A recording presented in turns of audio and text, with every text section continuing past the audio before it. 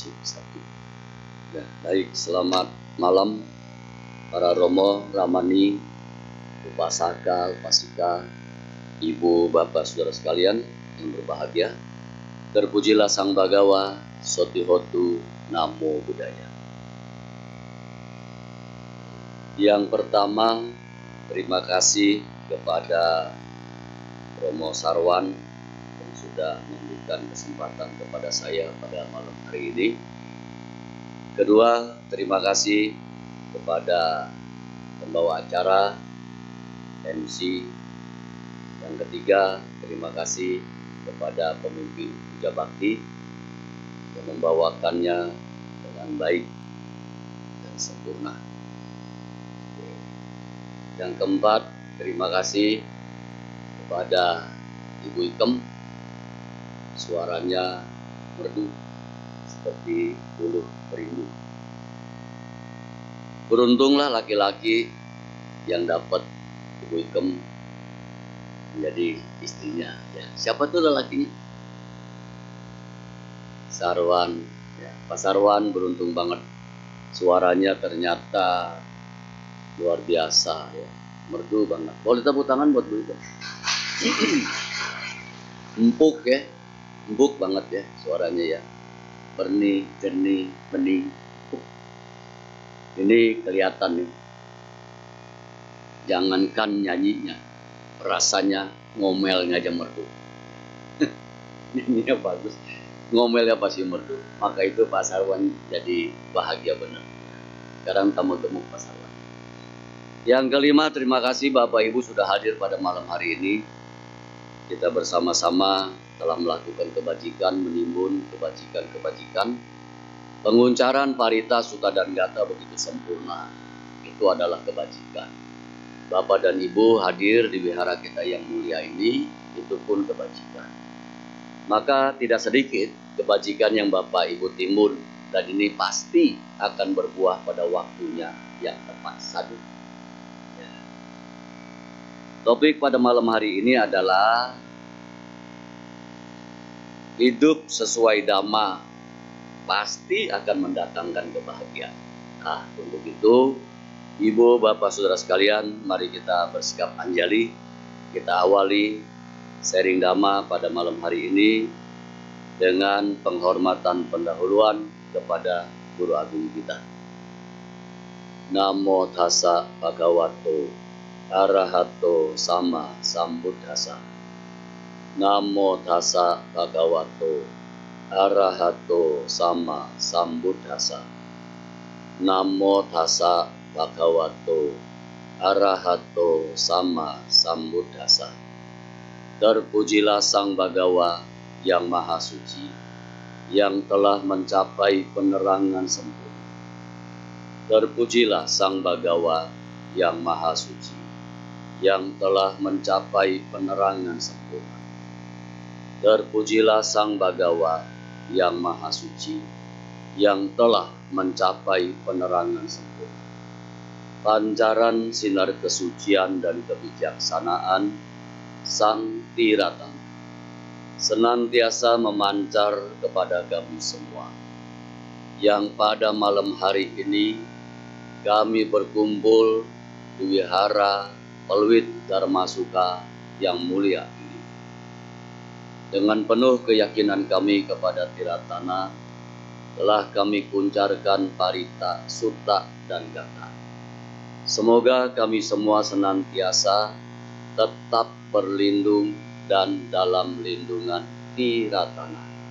Semoga Dhamma menjadi penuntun kami, dan berkahnya Sangha senantiasa mengikuti langkah kami sekarang dan untuk selama-lamanya. Sabe sata bawantu suki tata. Semoga semua makhluk hidup berbahagia. Sadu, sadu, sadu. Terima kasih. Loka waga Dhammapada. Tadi Dhammapada ayat keberapa Pak? Dhammapada tadi Itu pas banget ya dengan topik Dhammadesana pada malam hari ini. Saat ini saya akan sampaikan Dhammapada Loka Waga atau duniawi.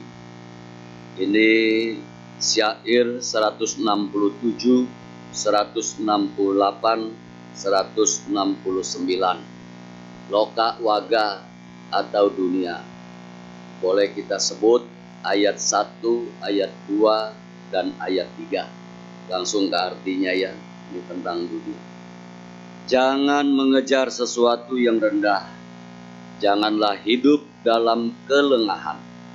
Janganlah menganut pandangan-pandangan salah. Dan janganlah terikat pada keduniawian. Bangun, jangan lengah. Tempuhlah kehidupan benar. Barang siapa menempuh kehidupan benar, maka ia akan hidup bahagia di dunia ini maupun di dunia berikutnya. Ayat 169 atau ayat 3. Jalankanlah praktek hidup yang benar dan janganlah lalai. Barang siapa yang hidup sesuai dengan Dhamma akan hidup bahagia di dunia ini maupun di dunia berikutnya. Nah, Bapak Ibu, ini kitab suci Dhammapada. Maka saya seringkali pesan kepada umat, milikilah kitab suci Dhammapada, satu hari baca satu ayat. Terlepas ayat apapun juga, nggak menjadi persoalan. Baca tiap hari. Bangun pagi, mau berangkat usaha, upaya apapun, baca satu ayat saja. Kemudian artinya juga dibacakan dan direnungkan. Pasti ada makna dan artinya yang terkandung di dalam kitab suci Dhammapada ini. Itu menjadi penting ya. Bu Bapak, sebagaimana di dalam Dhammapada ini juga ada disampaikan bahwa terlahir sebagai manusia itu bukan hal yang gampang. Nah, ini seringkali saya ulang-ulang ya, karena memang pada dasarnya seperti itu. Kita ini mau lahir sebagai makhluk manusia itu nggak gampang. Bapak dan Ibu termasuk saya, ini kita bagian dari manusia atau makhluk manusia yang beruntung dalam kehidupan ini. Kita bisa lahir di alam manusia menjadi manusia yang seutuhnya. Tata gata Guru Agung kita sampaikan, hanya di alam manusia ini kesempatan kita terbuka dengan lebar untuk melakukan kebaikan. Hanya di alam manusia. Kesempatannya begitu besar untuk melakukan kebaikan. Nah, oleh karena itu, jangan disia-siakan kesempatan hidup yang singkat ini untuk terus menimbun kebaikan atau kebajikan. Setelah kita ada di alam manusia ini, maka kita, termasuk saya, Bapak dan Ibu, boleh memilih menjalani kehidupan ini, bisa memilih atau boleh memilih. Ada sebagian orang itu memilih menjadi samana. Samana tahu kan? Apa tuh? Biku. Menjadi biku, menjadi bante, menjadi suhu. Nah, kemudian tekadnya itu meninggalkan hidup keduniawian masuk kepada hidup kesucian. Maka dia tinggalkanlah berbagai macam kenikmatan duniawi ini, masuk kepada hidup kesucian, menjadi biku, menjadi bante. Kalau sudah jadi bante, hidupnya selipat. Tahu selibat toh? Nah, apa itu selibat? Tidak berumah tangga. Ya. Hidupnya selibat, tidak berumah tangga. Maka tinggalnya di dalam wihara.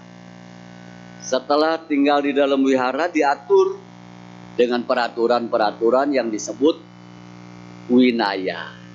Biku Theravada ada 227 peraturan. Ya. Untuk biku Mahayana, suhu biksu Mahayana, kalau nggak salah 350. Ya, lebih banyak ya. 350. Kenapa dia lebih banyak? Sebab ada bodhisattva sila. Itulah lebih banyak para biku, para suhu Mahayana ini. Diatur dalam aturan yang disebut winaya. Para biku hanya boleh memiliki jubah paling banyak 2 lembar. Satu yang dipakai di badannya, satu lagi di dalam tas yang dibawa-bawa itu. Itu tasnya itu bahasanya disebut ciak. Kemudian makan diatur. Nggak kayak kita ya, bebas ya, apa juga dimakan. Pulang puja bakti, mampir di mall. Nasi campur, makan. Jam 9, jam 10, perut bunyi, ke dapur, bikin mie instan. Ada roti, makan roti. Ada apa, makan semua. Bebas ya. Besok Minggu, kondangan. Pesta perkawinan. Makanan banyak banget. Pondokan bisa 10. Makanan tengah bisa 4 jalur buat saya. Ada sapi lada hitam, udang mayones, ada apalagi? Oh, apa? Asam manis. Oh. Ya, apa ada? Kambing guling, gurame asam manis. Wah, seneng kondangan ya. Ayo salaman dulu kepada pengantin. Selesai itu silakan Bapak Ibu, kata MC, menikmati hidangan yang sudah disiapkan. Waduh, itu seperti masuk ke dalam loket. Wah, antrinya panjang bener. Piring segede-gede begini, kayak nampah. Sendok segede centong. Wah, garpunya juga panjang. Ambil makanan sepuas-puasnya. Ada yang kayak Gunung Semeru. Luar biasa. Aduh, setan. Ya. Ini sudah di tangan kiri. Matanya ngelirik lagi pondok mana. Peking dakbus. Kambing guling. Buset. Ngantri juga. Wah, bawahnya sudah repot. Sampai di meja ini dimakan. Masih digayem. Garpu sudah cucuk lagi yang lain. Wah, udah siap-siap. Itu kita tuh. Oh, itu kita tuh ya, bukan biku ini mah kita. Biku diatur. Makan sarapan pagi, makan siang.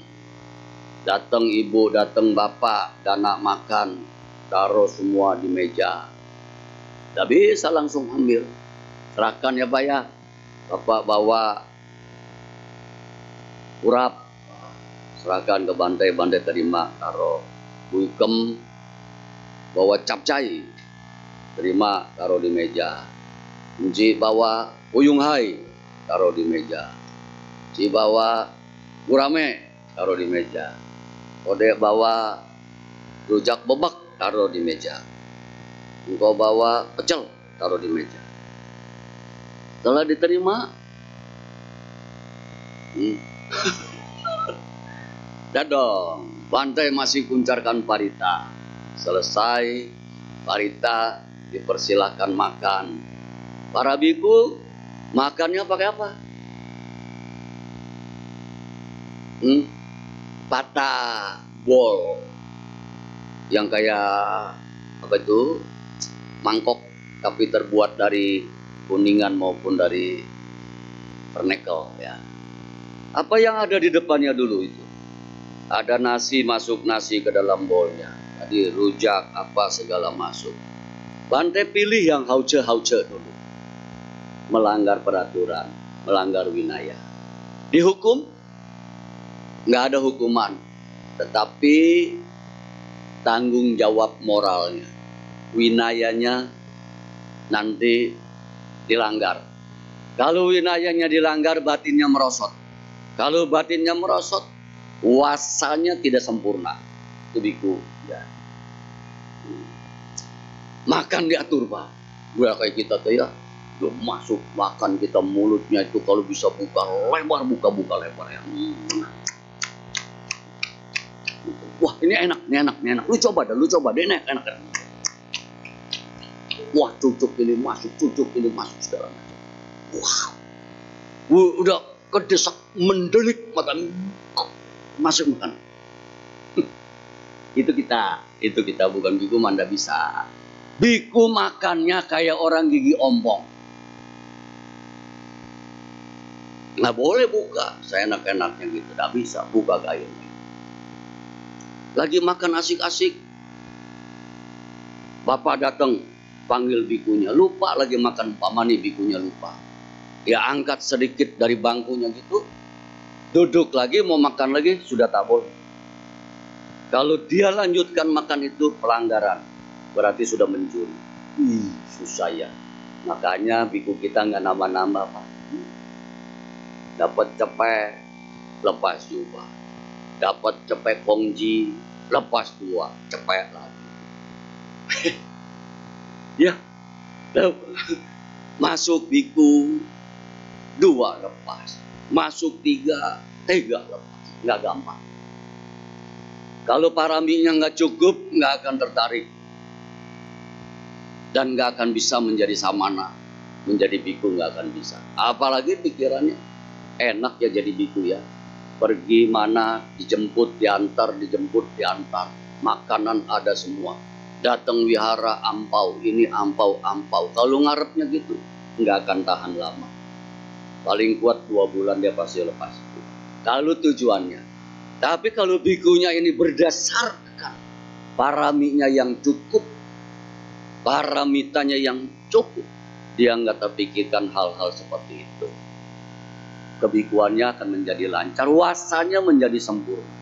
Nah ini sudah lepas wasa tanggal 10 ya, kemarin ya. Sudah keluar wasa tuh. Ini sudah masuk Kala Katina.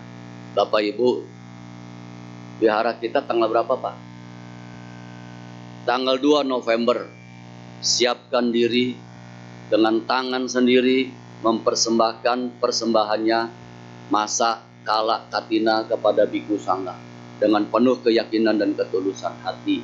Apapun yang Bapak Ibu persembahkan dengan keyakinan dan ketulusan hati. Pesan saya satu, kalau mempersembahkan catu pacaya, usahakan selipin madu botol kecil. Kalau bisa botol gede syukur-syukur, kalau nggak bisa botol kecil. Karena itu luar biasa banget. Madu itu ada kisahnya yang sangat luar biasa.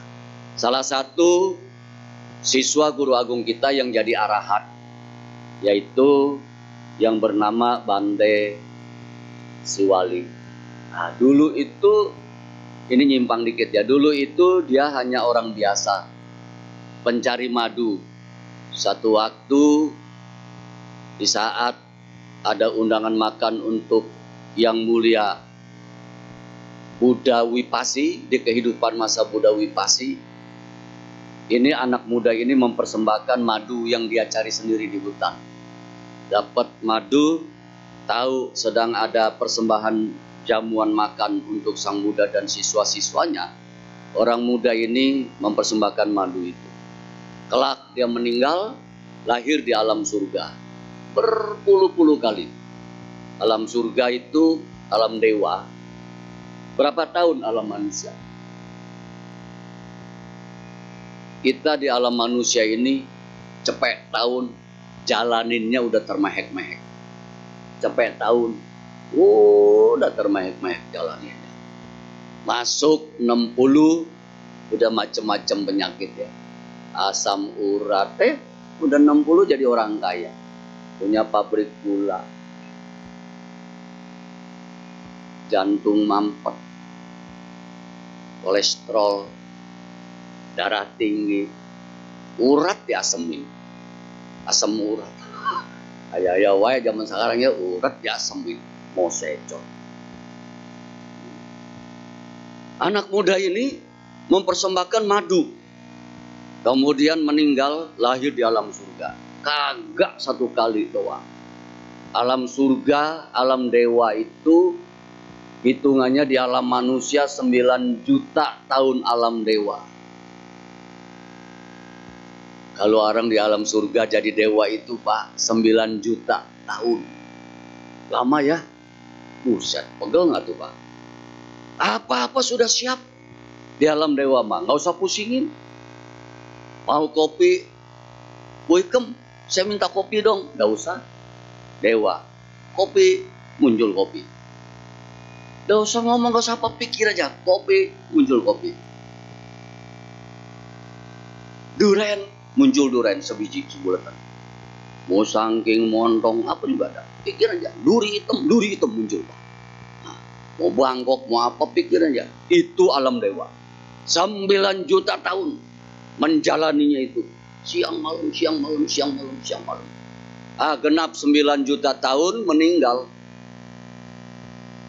Anak muda ini meninggal. Karena itu kebajikannya yang tulus itu. Lahir lagi di alam dewa. Balik lagi ke alam dewa. Jalani lagi 9 juta tahun. Buset. Itu kedua kalinya. Meninggal lagi 9 juta tahun. Balik lagi Bu ke alam dewa. 9 juta tahun lagi. Mau nggak lahir di alam dewa Bapak Ibu? Mau? Bosen. Saking bosennya si dewa ini nih ngobrol ke temennya. Kelak 9 juta tahun nanti kalau saya mati, saya kepengen lahir di alam manusia. Wah, mau lagi dia balik ke alam manusia. Ribet-ribet lagi.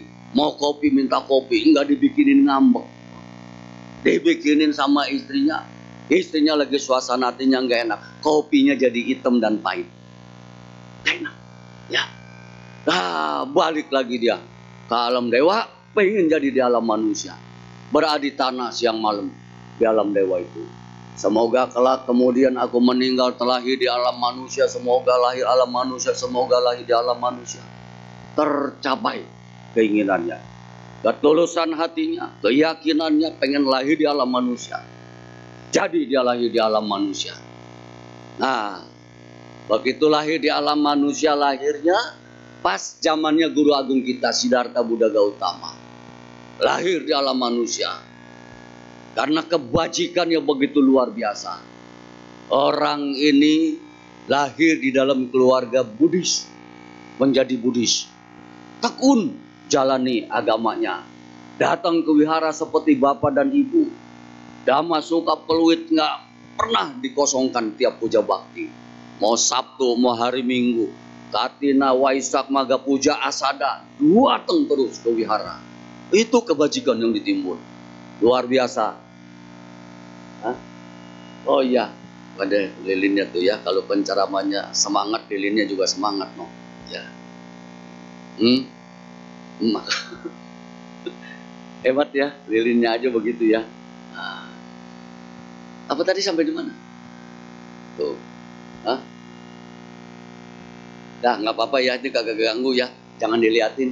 Ya sama MC-nya mah jelek ini. Liatinnya ke penceramahnya yang ganteng begini.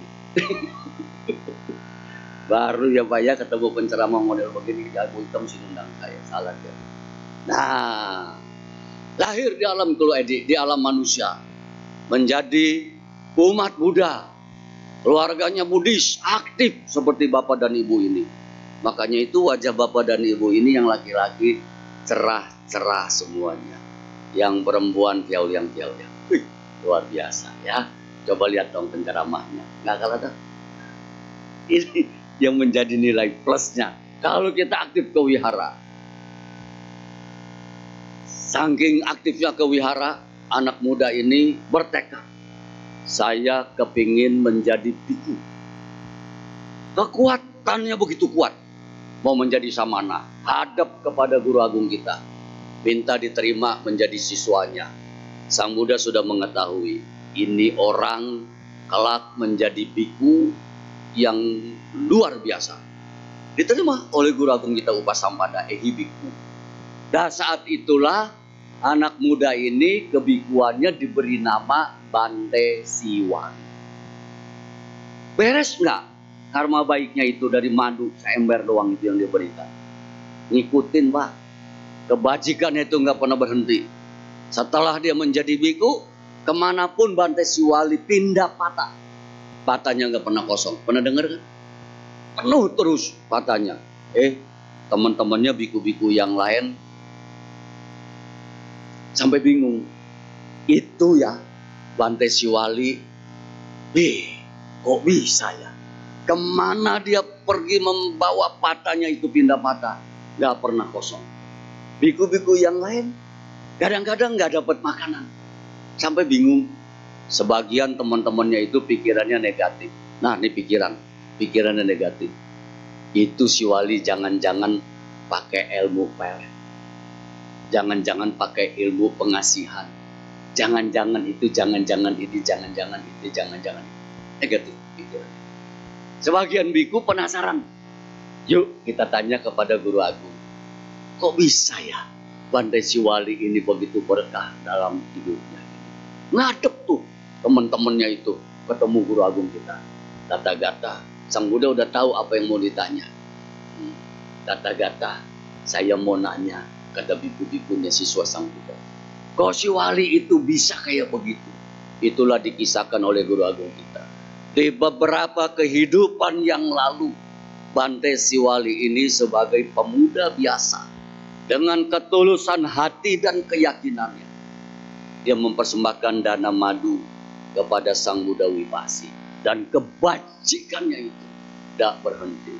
Sampai berulang-ulang. Dari cerita nyata ini, saya pesan kepada seluruh umat. Usahakan tiap kala katina, persembahkan persembahan lengkapi dengan sebotol madu. Bapak Ibu coba ya, lengkapi dengan sebotol. Selipin aja, nggak usah gede-gede, botol kecil aja. Paling juga noban gotu. Artinya sangat luar biasa. Manfaatnya luar biasa. Ikutin rumus Medo. Mana tahu buka toko langsung laris manis, Tanjung Kimpul duit kumpul. Cuan gede. Itu nggak aji. Lakukanlah dengan keyakinan dan ketulusan hati. Di saat Bapak dan Ibu memiliki jasmani yang sehat, kesempatannya ada. Tahun ini, tanggal 2 November, berlomba-lomba persembahkan dengan ketulusan hati dan keyakinan. Tahun depan, belum tentu. Setuju ya? Tahun depan kita nggak tahu apa yang terjadi. Jangankan tahun depan Bapak Ibu, selesai kita puja bakti, kita melangkah, kita nggak tahu apa yang terjadi dalam kehidupan kita ini. Nah, oleh karena itu, kebajikan jangan pernah ditinggalkan. Dan nggak boleh dijedah. Bapak Ibu, jedah kebajikan, hasilnya juga terjedah. Itu yang pertama. Orang yang pertama memilih menjadi samana, menjadi biku. Yang kedua, sebagian orang memilih menjadi perumah tangga. Seperti saya.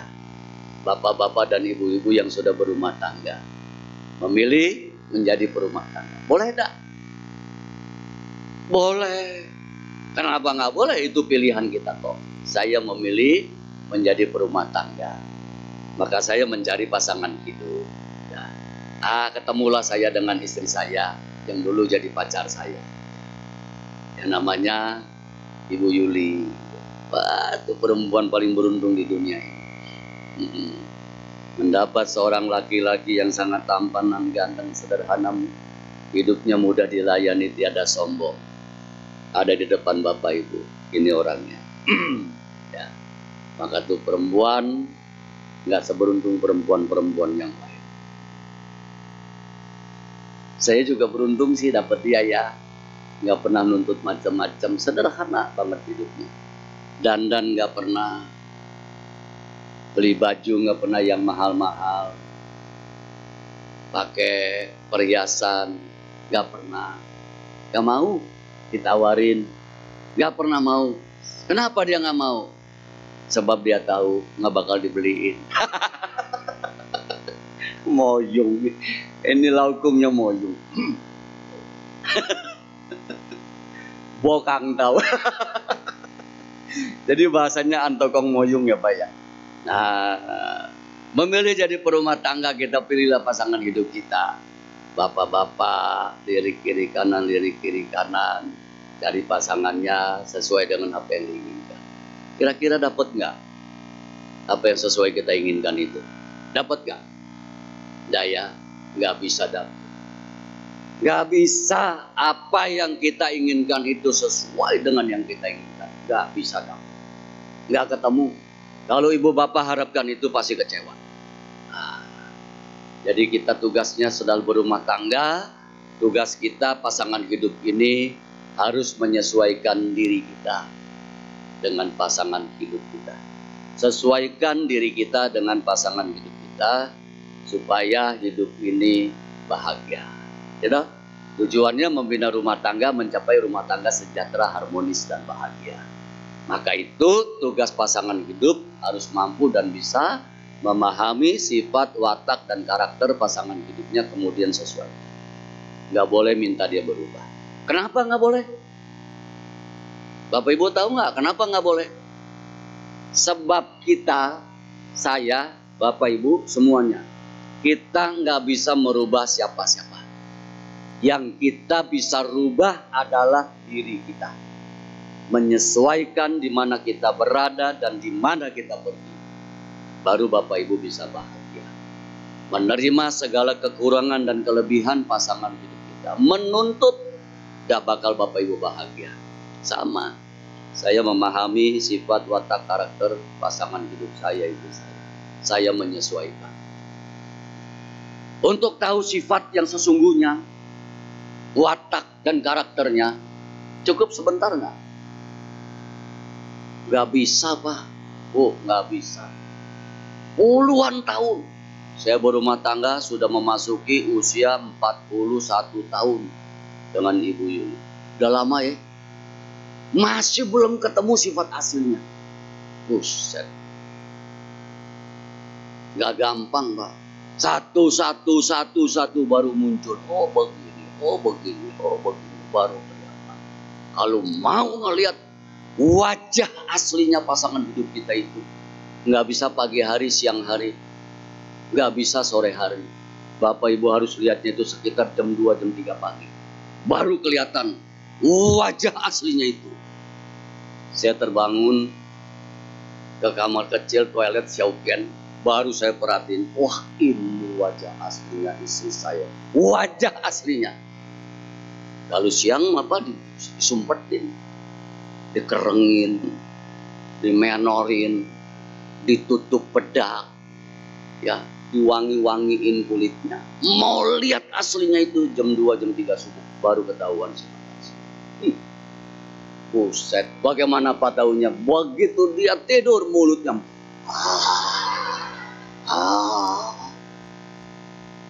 nggak cukup tuh mulutnya doang, dia balik kili. Oh begitu ya. Atas bocor, bawah bocor, knalpotnya bocor semua. Bukan itu aja, dari samping ada yang meleleh. Oh, ini dia. Kok bisa-bisanya saya mau dengan yang model begini? Tertipu saja. Tidak bisa juga lah ngomong begitu ya. Sudah karmamu. Nah, saya memahami itu semuanya. Maka saya menerima dia apa adanya. Apa yang kita harap dalam hidup ini Bapak Ibu? Bahagia tuh? Ada nggak yang mau menderita? Nggak ada. Mau bahagiakan? Semuanya nggak ada yang mau menderita. Maka macam-macam yang dicari dalam kehidupan ini. Yang cari orang pinter, yang baca PJ, yang baca Hong Shui dan semuanya itu. Wah, macam-macam semuanya dicari.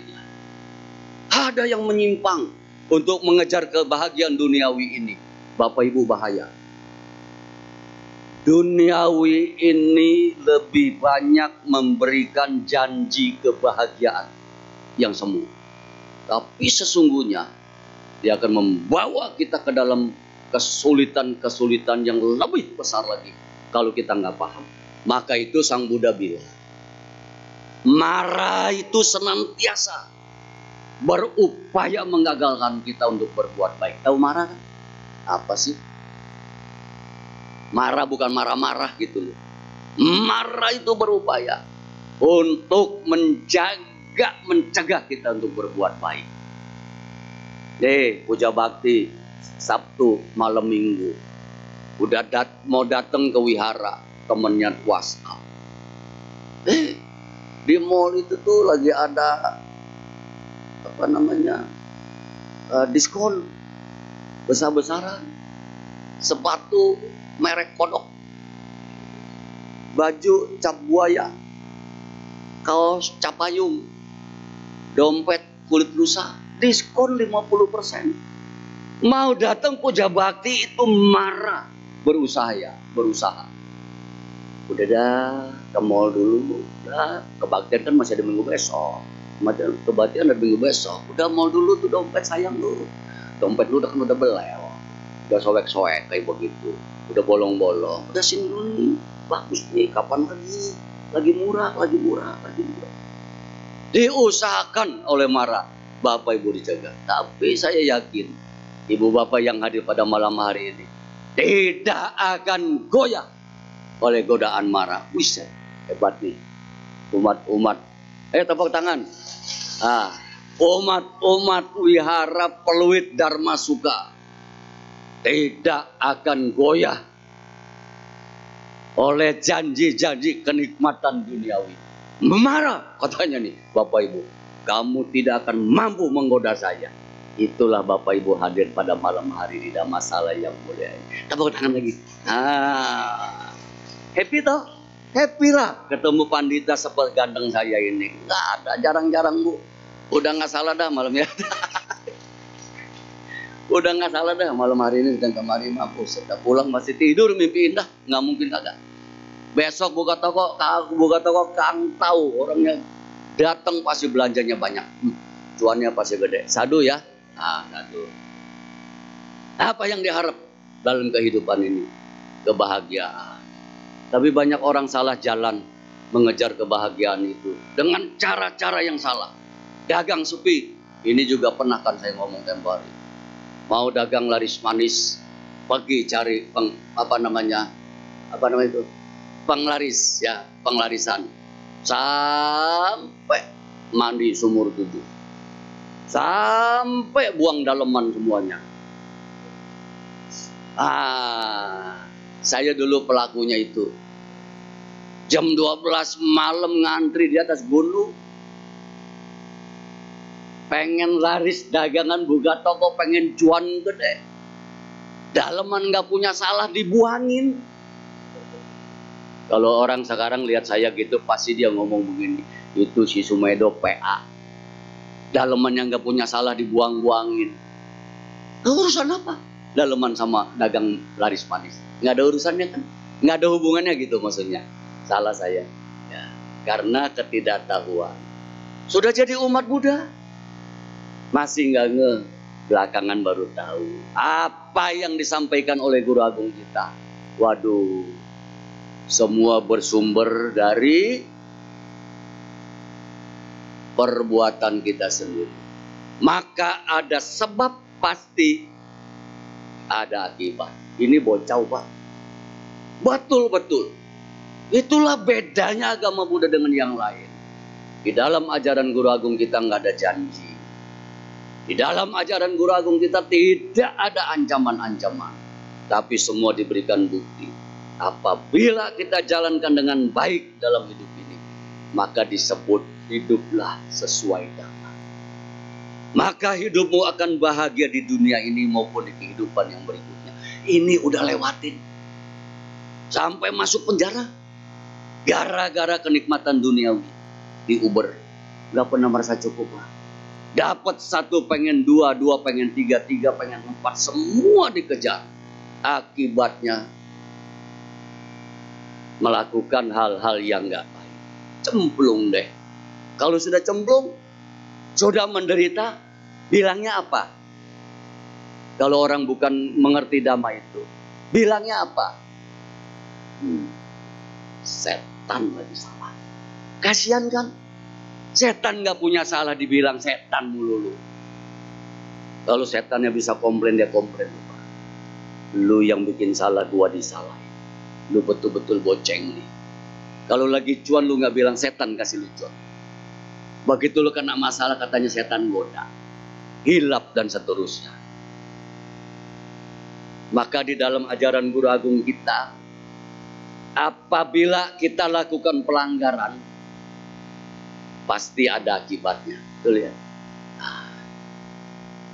Sederhana deh. Kalimat sila itu yang nggak banyak. Kalau Bapak Ibu mau langgar boleh nggak? Boleh. Ada hukumannya nggak? Ada yang hukum kita nggak? Nggak ada. Tapi ingat, kalau kita ngomong ke Guru Agung kita, Guru, saya mau langgar kelima sila itu. Boleh nggak Guru? Guru pasti nggak akan jawab. Guru nggak bilang iya, Guru nggak bilang jangan. Tapi yang jelas Bapak Ibu, setiap pelanggaran itu berakibat. Saya mau melakukan pembunuhan makhluk hidup Guru. Boleh nggak? Nggak dijawab, nggak dibilang iya, nggak dibilang. Hanya pesan, setiap pelanggaran pasti berakibat. Akibatnya itu Pak, kalau kita kayak saya dulu, supaya jangan berakibat kemudian pergi buang sial, pelakunya saya. Kita datang ke tempat lain untuk buang sial itu. Bisa nggak? Nah ini kita pikirkan sendiri. Kita pikirkan sendiri. Pelakunya kita pasti ada akibat. Kalau akibatnya muncul, yang harus menjalani itu adalah ya kita sendiri. Contoh, itulah sebabnya Sang Buddha memberikan pesan. Hiduplah sesuai dhamma. Maka hidupmu akan bahagia dalam kehidupan sekarang maupun kehidupan yang berikutnya.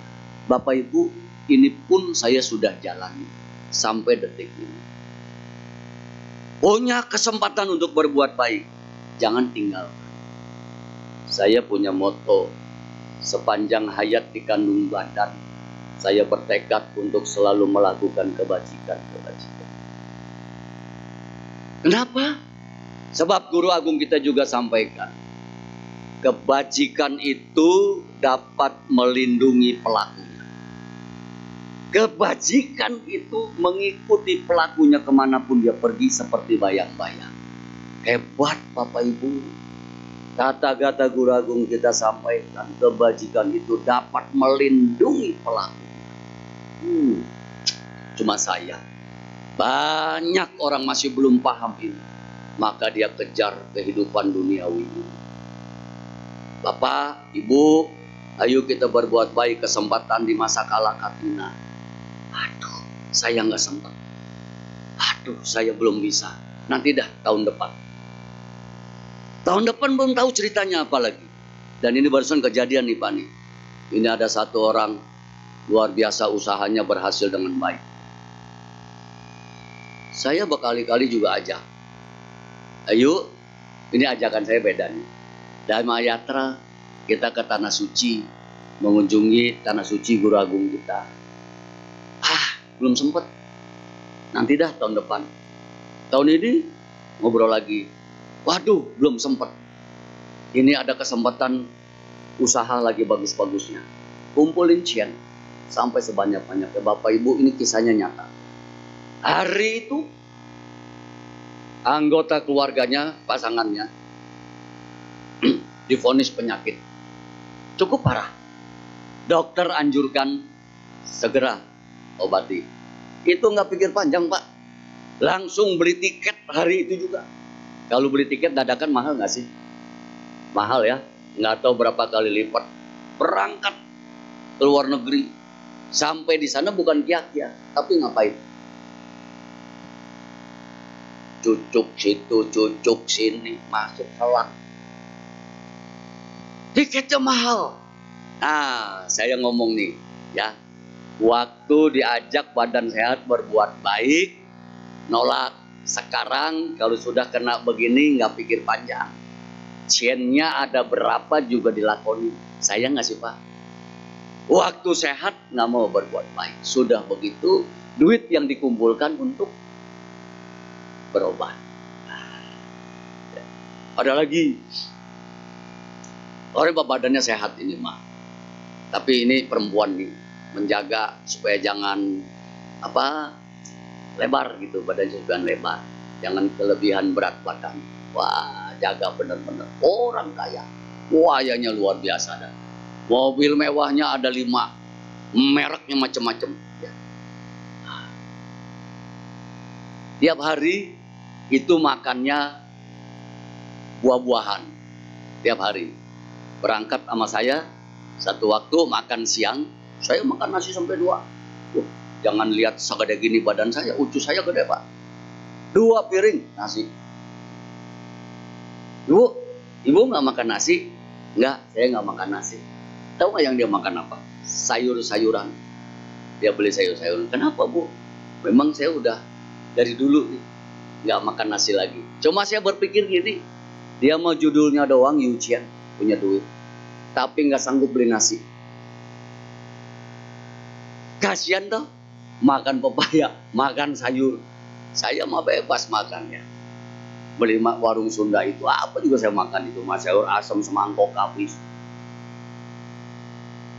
Aduh, kau dengar kayak begini malu ceritanya. Romo Sumedho rakus bener. Bukan rakus, saya mau orang kaya. Mobil nggak mewah memang. Tahun 2002, tetapi saya bahagia. Apapun saya makan, dan mohon maaf, bukan pamer ya. Saya nggak punya penyakit. Hebat kan? Tepuk tangan buat saya dong. Ini pamer. Yang tepuk tangan pasti sehat badannya. Orang tepuk tangan itu badannya sehat. Yang males tepuk tangan, ya itu nanti terjadi penyumbatan dan saluran darahnya. Nah makanya tepuk ketawa juga sama. Ketawalah sebelum Bapak Ibu dilarang ketawa. Kalau ketawa itu pipinya kencang. Yang jarang ketawa pipinya turun. Beneran dah? Coba deh, yang sering ketawa pipinya naik. Bagus, wajahnya cerah, saluran darahnya lancar. Nah, yang pelit ketawa, orangnya jelek. Wih, mentai Bapak Ibu, perhatiin teman-temannya. Oh, lu jelek sih? Jarang ketawa ya. Sering ketawa. Tepuk tangan, udah main tepuk tangan. Tuh merah kan? Tuh, Bapak Ibu aneh ya. Nah, banyak orang salah jalan untuk mencapai kebahagiaan duniawi ini. Keliru Pak. Nanti buntut-buntutnya dia akan mengalami penderitaan. Tapi kita yang mengerti akan dhamma, Bapak Ibu, bersyukurlah apa yang sudah kita punya dan kita miliki. Usaha, upaya apapun Bapak Ibu berangkat pagi pulang malam, hasilnya gede atau kecil, kita harus bisa bersyukur. Tapi banyak orang mengukur dari keuntungan cien. Buka toko sepi, pulang ke rumah muka ditekuk. Bininya bingung ngelihatnya. Kenapa? Hari ini sial banget. Toko sepi, kayak kuburan gak ada yang lewat. Ada yang beli, udah nawar, di bawah modal, ngekein. Kalau orang Benteng bilang, sial dangkalan itu mah. Nawar yang gak kira-kira, atau modal kagak dapet, ditawarnya kayak begitu. Itu mah gak ada niat beli. Ada lagi yang nawar, ditinggal pergi. Kita mau panggil, dia udah ngilang. Aduh, benar-benar ada apes benar nyari mah. Ada yang begitu. Tapi dia nggak tahu Bapak Ibu. Keuntungan dia sudah ada di depan dia. Dia bokamsia. Dia nggak bisa bersyukur. Apa sih keuntungannya? Memang ciennya itu nggak dapat. Tapi dia pulang ke rumah Pak, ketemu anak bininya. Dengan sehat tanpa kurang apapun. Apa itu bukan keberuntungan? Maka celakanya, orang ini selalu mengukurnya dengan duit. Kalau Bapak Ibu sudah pandai berhitung, semakin kita berhitung, dapatnya semakin kecil. Semakin Bapak Ibu berhitung, semakin menderita kita. Itulah sebabnya longgarkan hidup. Nah, berapa kali saya kasih tahu umat-umat saya, berusahalah untuk melonggarkan seperti ini. Saya kasih ilustrasi. Kalau kita ambil beras, Pak, ambil beras dari tempatnya baskom itu, dengan tangan yang kita longgarkan begini, sama yang kita kepel sekepel-kepelnya begini takut kehilangan, mana lebih banyak? Dilonggarkan atau dikepel dengan keras? Bapak Ibu lepasin, longgarin, longgarkan, jangan dihitung. Bapak Ibu dapatnya lebih besar daripada yang Bapak Ibu ketakutan. Semakin rapat hitungannya, dapatnya semakin rapat. Saya usahakan begitu, Pak, terbukti benar.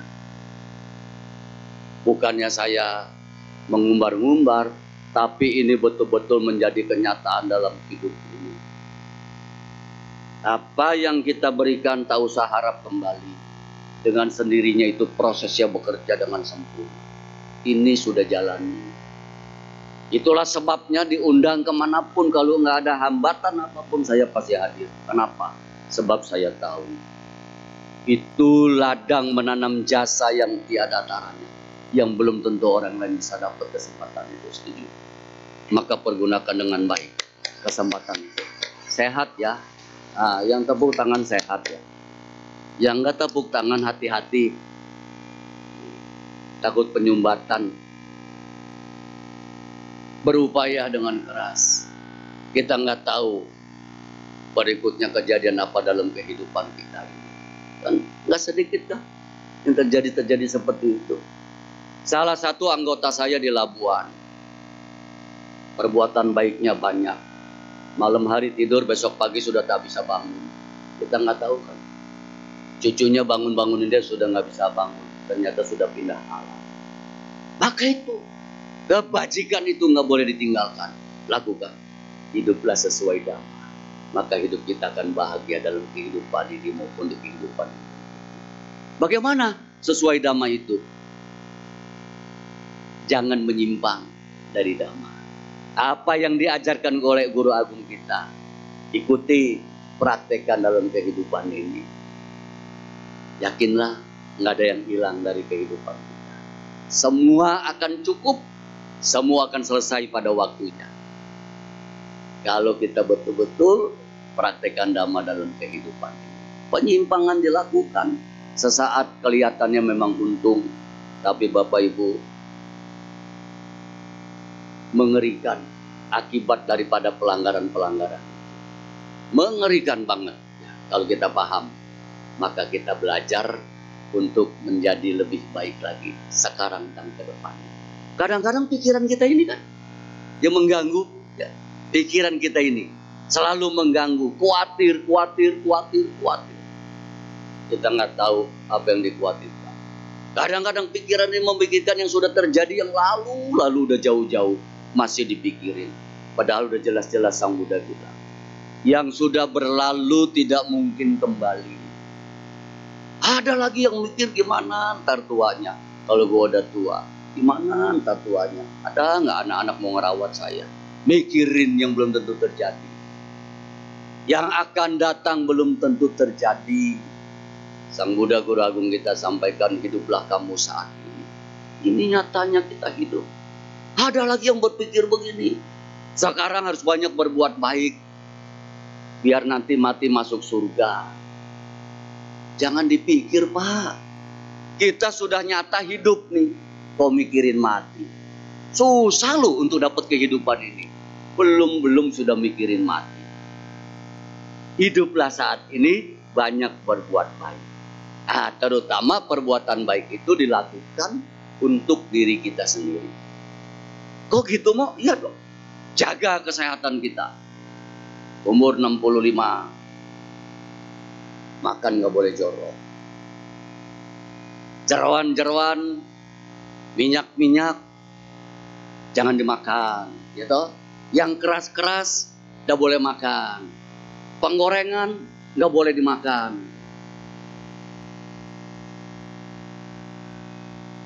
Bapak Ibu, umur sudah 60 lebih, makanlah sesuai kebutuhan kita.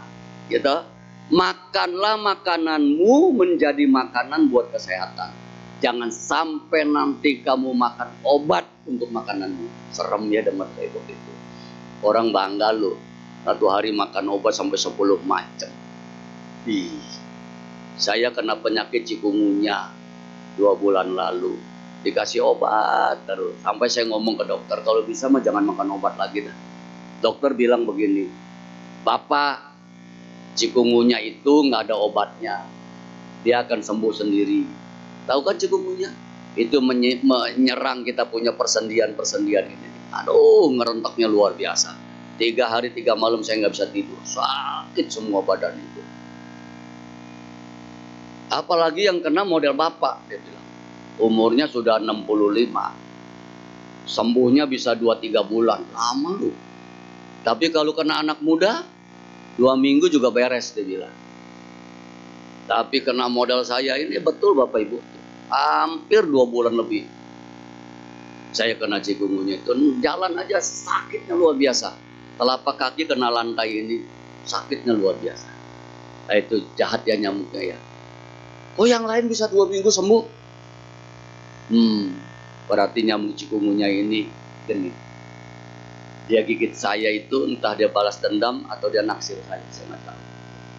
Nah, jangan sampai kita makan obat untuk makanan kita. Makanlah makananmu untuk kesehatan kita. Maka jaga makanan kita sesuai dengan apa yang kita butuhkan. Ya. Oh, tadi yang saya bilang kalau sudah kondangan, ingat, yang lain masih ngantri di belakang. Ambil secukupnya. Sayang loh, ada yang ambil nggak dihabisin, ya. Ditinggal, padahal masih ada tamu yang lain yang belum datang. Ayo, kan nggak dilarang itu untuk nambah lagi. Ambil dulu secukupnya, masih kurang balik lagi, masih kurang ambil lagi kalau nggak tahu malu mah. Amsyong dah. Ya. Nah ini Bapak Ibu, maka kita harus berupaya dengan kekuatan keyakinan kita, selalu mempraktekkan dhamma dalam kehidupan ini. Dah. Yang terakhir, semuanya berpulang kepada pikiran kita. Kalau Bapak Ibu mampu mengendalikan pikiran ini dengan baik, kita akan hidup dengan bahagia. Justru terkadang pikiran itu yang mengendalikan kita. Itu ya, pikiran yang mengendalikan kita, maka kita nggak bisa hidup bahagia. Bapak Ibu sudah menjadi umat Buddha, menjadi siswanya Sang Buddha. Kendalikanlah diri kita. Pikiran kita ini harus kita kendalikan. Di saat dia berpikir negatif, kembalikan buru-buru kepada pikiran yang positif. Kita seringkali terganggu dengan pikiran-pikiran itu. Dan kita bilang orang lain yang bikin kita menderita seperti ini. Enggak sebetulnya. Termasuk pasangan hidup kita. Nah maka ini ada kata-kata yang sangat luar biasa tentang pikiran. Bapak Ibu perhatikan baik-baik. Kekuatan dari pikiran. Yang pertama, nomor 1, tidak ada yang menyakitimu selain pikiranmu sendiri. Ada orang nih yang ngomong nih, itu orang kok kayak begitu ya. Kita dengar dia omongin kayak begitu. Kalau kita sudah terkendali, udah seimbang batin kita nggak akan terganggu. Saya berusaha untuk memiliki keseimbangan batin. Maka dikala saya dipuji orang, saya enggak tergoyah. Begitu saya dimarahin orang, saya enggak tergoyah. Sebab sudah seimbang. Hebat kan?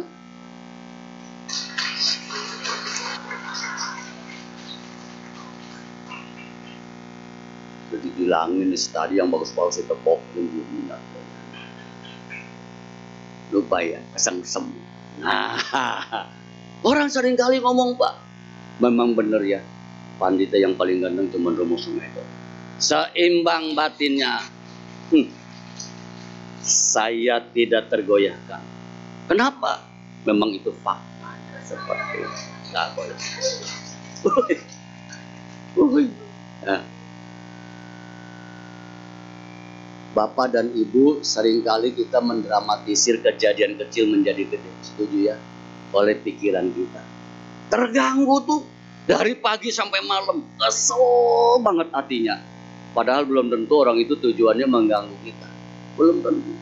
Karena pikiran kita mengolahnya. Boceng lah, kurang ajar lah, dan seterusnya. Yang ngomong mah nggak tahu menau Pak. Udah lepas. Tinggal kita yang ngedenger itu. Menderita nggak? Menderita karena pikiran kita sendiri. Mendramatisir kejadian kecil menjadi gede. Waspada terhadap pikiran kita. Yang kedua, semua yang ada di luar dirimu itu netral sebetulnya. Apapun yang orang katakan, ucapkan itu sebetulnya netral. Sebetulnya netral. Ini renungin baik-baik. Ini bagus sekali. Positif atau negatif yang kamu dengar tergantung pikiranmu yang bekerja. Kalau dibilang jelek itu menjadi jelek, kalau dibilang bagus itu menjadi bagus. Kalau bilang itu netral, dia menjadi netral. Kembali ke kita. Maka itu jangan mau kita menderita karena pikiran kita yang mengolah semuanya.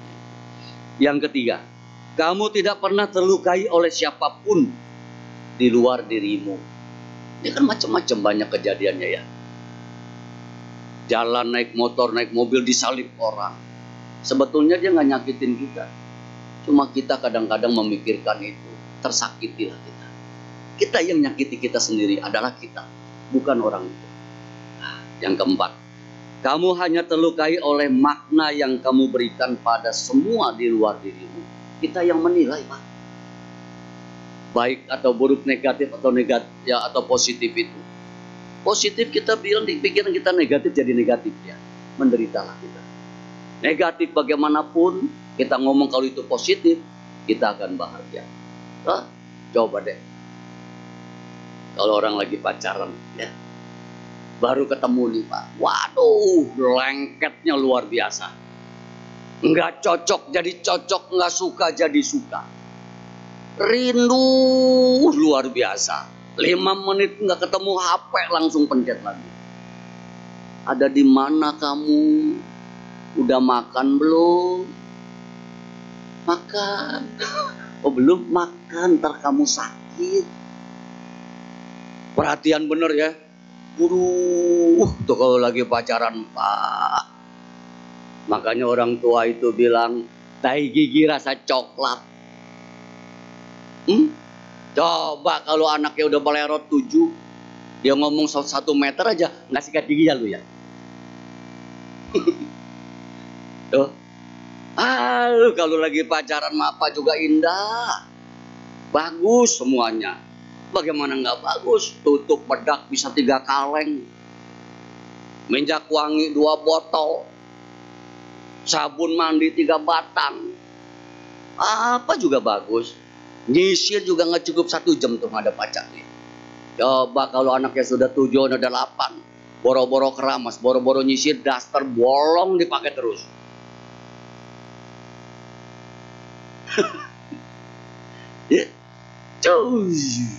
Kalau lagi pacaran mah biar dibawain makanan asinnya kayak air laut. Ih, baru nyobain nih makanan kayak begini, enak, bibirnya begitu, enak. Ih, kalau udah kawin mah, anak udah 9, masak salah sedikit, lu gak punya pikiran? Lu mau bunuh gua ya? Kuasin kayak begini, otak lu kemana? Melotot. Amsyong. Tuh, kalau pacaran mah Pak, biar jaraknya dari sini ke sono, mata lewat mata, kontak. Makanya begini, poeng. Itu sudah tahu, ya toh? Sudah tahu bahasa. Tidak usah ngomong, aku suka kamu. Tidak usah ngomong, mata lewat mata. Di ujung sono, ini di ujung sini. Bos itu udah tahu. Yang di sono ngelihat cewek. Kayak orang bengek.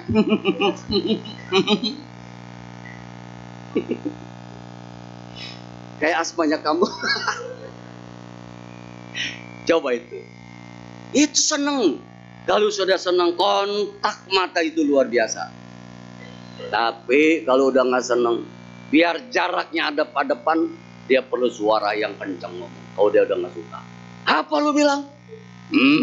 Apa lu bilang? Lu ngomong sekali lagi, gampar nih. Itu kalau udah nggak suka. Kalau suka, bedehem aja dia tahu. Sudah tahu maksud dan tujuannya. Nah, balik lagi kepada pikirannya. Oke? Yang keempat, kamu hanya terlukai oleh makna yang kamu berikan pada semua di luar dirimu.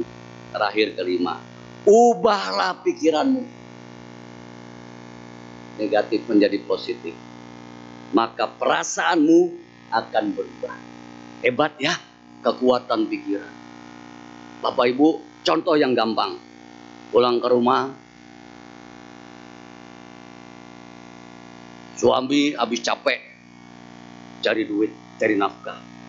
Pulang ke rumah, lapar, buka tutup sayur, isinya cuman kecap asin sama cabai rawit. Kalau suami nggak terkendali pikirannya, dia pasti ngomel. Gua pulang capek-capek, lapar mau makan, masa cuma kecap asin sama cabai rawit? Kemana pikiran lu? Duit yang gua kasih kemanain? Lu buat apa? Wah, berantem. Tapi kalau suaminya seperti bapak dan ibu ini istrinya, begitu buka tutup sayur, luar biasa istri. Sedang mengajari aku untuk atasila. Maka tidak ada makanan nikmat pada malam hari ini. Tutup lagi, lock. Bapak Ibu atasila. Beres nggak? Suami juga sama. Pak, aku mau ke pasar minta duit. Bapak ini hari mau dimasakin apa? Kasih 20.000. Ini ke pasar 20.000. Papa mau makan apa? Lu beli secukupnya. 20.000 ke pasar. Belikan 1 ekor ayam. Bisa gak?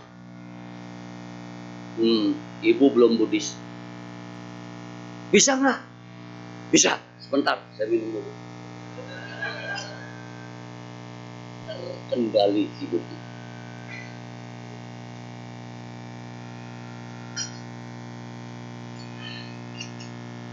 Nah, kalau sudah bekerja dhamma dalam hidupnya, tidak diragukan lagi. UPK, batinnya seimbang, terkendali hidupnya. Cabai rawit, kecap asin, mengajari kita atas sila. 20.000 suami minta ayam seekor, bisa. Rumah di Peluit, pasarnya naik angkot dari Peluit ke pasar Muara Karang, naik angkot berapa ongkosnya? Kaceng dah 3.000 nyampe, balik lagi 3.000, 6.000, sisa berapa? 14.000. Lakceng 14.000. Laki minta seekor ayam. Nggak bisa Bu. Siapa bilang? Makanya ininya dipakai. Pikiran lagi, balik lagi pikiran. Oh, Papa minta seekor ayam. Berangkatlah ke pasar. Bumbu beli goceng. Ongkos lakceng bumbu goceng. Berarti udah 11.000. Tinggal 9.000. Ibu ke tukang ayam. Dengerin saya ya, ke tukang ayam. Nanti kalau satu waktu suami ibu begitu, jangan takut, saya ajarin. Ke tukang ayam. Bang, beli 1 ekor ayam. Berapa duit? Ibu bapak ingetin baik-baik kata-kata si suami. Saya minta 1 ekor ayam. Buntut ayam. Tunggir. Emang gak dapat kauceng? Gratis. Bawa pulang 1 buntut ekor ayam. Buntut ayam. Pulang suami. Mas sudah beli 1 ekor? Sudah. Suami puji. Hebat. Luar biasa. Tutupin pakai tutup sayur. Begitu dia buka, tunggir ayam. Salah nggak si istri? Kagak. Kan minta 1 ekor buntut. Ekornya doang. Ya belilah. Masa yang nggak dapat cuma 9.000? ininya dipakai. Jangan marah-marah, gak boleh marah-marah. Ya, ngomel-ngomel, berantem, tidurnya pasti nggak enak. Kalau sudah berantem suami istri, yang satu ngadep tembok, yang satu ngadep tembok, yang diadu pantatnya doang, moyung. Belajarlah untuk terkendali dalam hal apapun, situasi apapun juga. Percaya Bapak Ibu, kembali kepada pikiran kita. Kalau pikiran kita itu membawa ke penderitaan, Bapak Ibu menderita, maka disampaikan dengan kata-kata bijak. Ubahlah pikiran, maka segala sesuatunya akan berubah. Wah, ini luar biasa, dahsyat banget kekuatan dari pikiran ini. Saya rubah Bapak Ibu, apapun yang saya hadapi dalam kehidupan ini, saya rubah pikiran saya menjadi pikiran yang positif. Karena semua ada arti, semua ada makna, mengandung makna buat kemajuan kita. Kalau Bapak Ibu itu pikir untuk kemunduran kita, Bapak Ibu pasti mundur. Tapi kalau itu buat kemajuan kita, nggak ada satu orang pun yang menyakiti kita. Setuju ya? Yang ada menyakiti kita adalah cara berpikir kita. Maka itu waspada, hati-hati terhadap pikiran. Guru Agung kita sampaikan, pikiran adalah pelopor, menentukan kejadian-kejadian dalam hidup kita. Itulah sebabnya hati-hati terhadap pikiran kita. Setiap saat, setiap detik Bapak Ibu harus berpikir secara positif. Positiflah hidup kita. Ya? Nah, disinilah waktunya kita mempraktekkan dhamma dalam kehidupan. Dengan kekuatan pikiran kita, Bapak hidup pasti akan bahagia. Yang terakhir sebagai penutup, hiduplah sesuai dhamma. Maka hidup kita akan bahagia dalam kehidupan ini dan kehidupan yang berikutnya. Mau bahagia kan? Mau ya? Hiduplah sesuai dhamma. Apa yang diajarkan oleh Guru Agung kita sedikit pun gak meleset Bapak Ibu. Tepat banget. Ini ajaran yang sangat luar biasa. Itulah sebabnya Bapak Ibu sudah pada jalur yang tepat. Menjadi umat Buddha, menjadi siswa Sang Buddha. Gak gampang. Jangan pindah jalur itu. Kalau Bapak Ibu pindah, rugilah kita. Karena kita sudah pada jalurnya yang tepat. Oke? Selamat berjuang agar Bapak Ibu hidup bahagia dalam kehidupan sekarang maupun di kehidupan yang berikutnya. Terima kasih. Terpujilah Sang Bhagawa Sotihotu. Namo Buddhaya.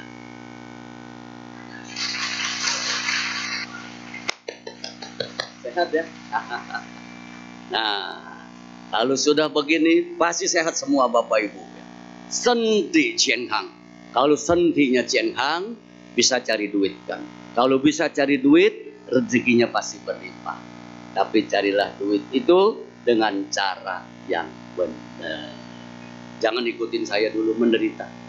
Walaupun ada itu seperti nggak bisa menikmatin apapun juga. Bohonglah itu seperti itu ya. Nah oleh karena itu hiduplah sesuai dhamma. Silakan. Baik, Bapak Ibu, demikianlah sesi Dhamma Desana yang telah disampaikan oleh Romo Sumedo. Seperti biasa, kami akan membuka sesi tanya jawab, namun karena keterbatasan waktu, tanya jawab hanya satu orang deh. Iya, kita buka hanya untuk satu orang dan langsung maju ke depan untuk bertanya ke Romo Sumedo. Nah, sambil menunggu tanya jawab ini berlangsung, marilah kita menyanyikan satu buah lagu kembali.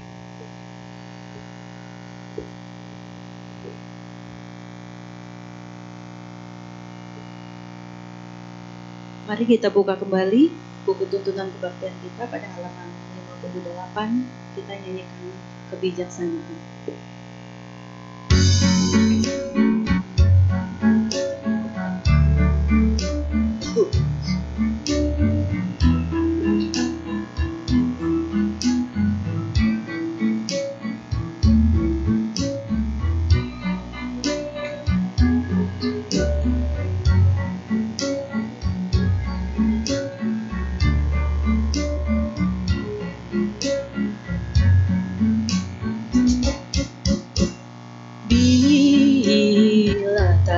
Gitar ditarik,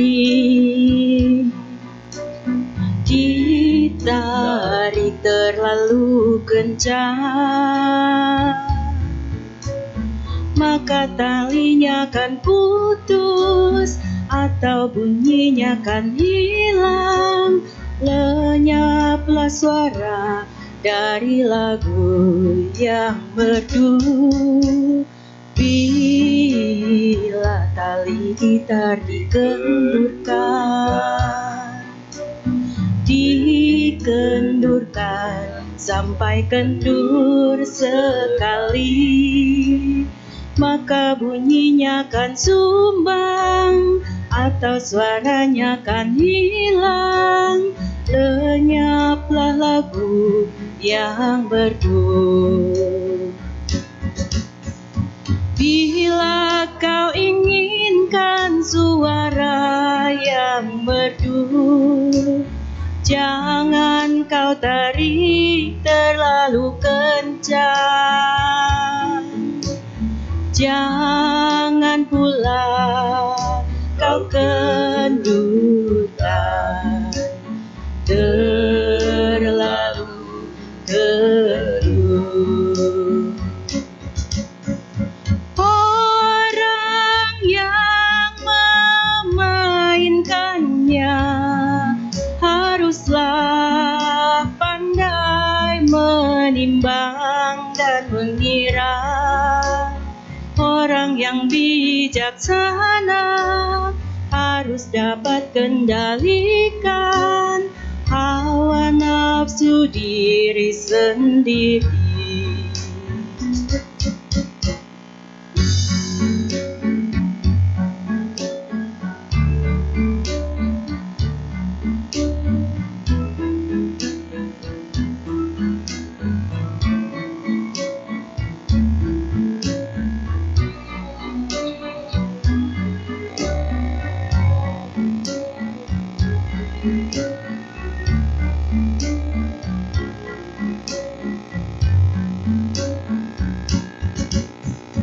Bila kau inginkan suara yang merdu, jangan kau tarik terlalu kencang.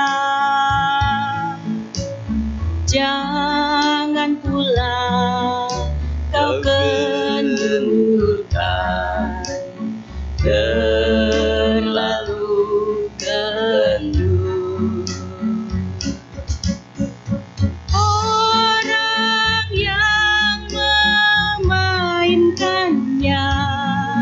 Haruslah pandai menimbang dan mengira. Orang yang bijaksana harus dapat kendalikan hawa nafsu diri sendiri. Terima kasih. Waduh, bener-bener empuk ya suaranya ya. Ini ngerebusnya nggak cukup 2 jam. Pasti makannya semut rang-rang. Merdu, ya? Udah cukup ya? Cukup. Oh, belum bertanya. Oh, belum nanya. Oke, Bapak Ibu yang ingin bertanya boleh langsung ke depan. Saya hitung 1 sampai 3. 1, 2, 3. Selesai. Selesai ya? Baik.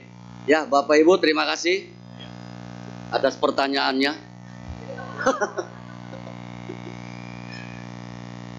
Baik, terima kasih Bapak Ibu atas pertanyaannya, betul kata Romo.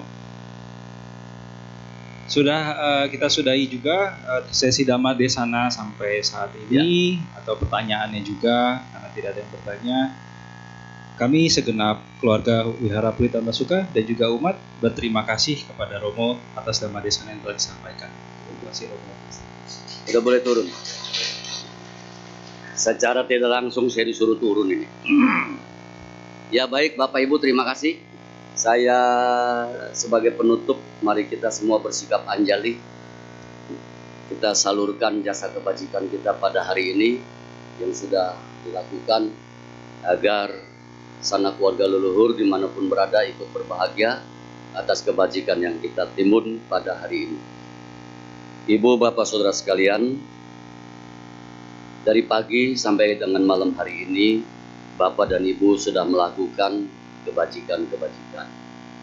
Dan dilengkapi dengan puja bakti pada hari Sabtu malam Minggu ini juga merupakan kebajikan. Kebajikan yang kita timbun, hendaknya kita limpahkan kepada sanak keluarga leluhur, dimanapun mereka berada, semoga ikut berbahagia atas kebajikan yang kita timbun. Idang wonya tinang hotu, sukita hondunya tayo. Idang wonya tinang hotu, sukita hondunya tayo. Idang wonya tinang hotu, sukita hondunya tayo. Semoga kebajikan yang kami timbun dari pagi sampai malam hari ini, jasa kebajikannya melimpah kepada sanak keluarga dan leluhur kami, dimanapun mereka berada, semoga mereka berbahagia. Semoga semua makhluk turut berbahagia atas kebajikan yang kami timbun. Sabe sata bawandu sukitata, semoga semua makhluk hidup berbahagia. Sadu, sadu, sadu. Terima kasih, selamat malam, terpujilah Sang Bagawa Sotihotu, Namo Buddhaya. Saya izin turun ya.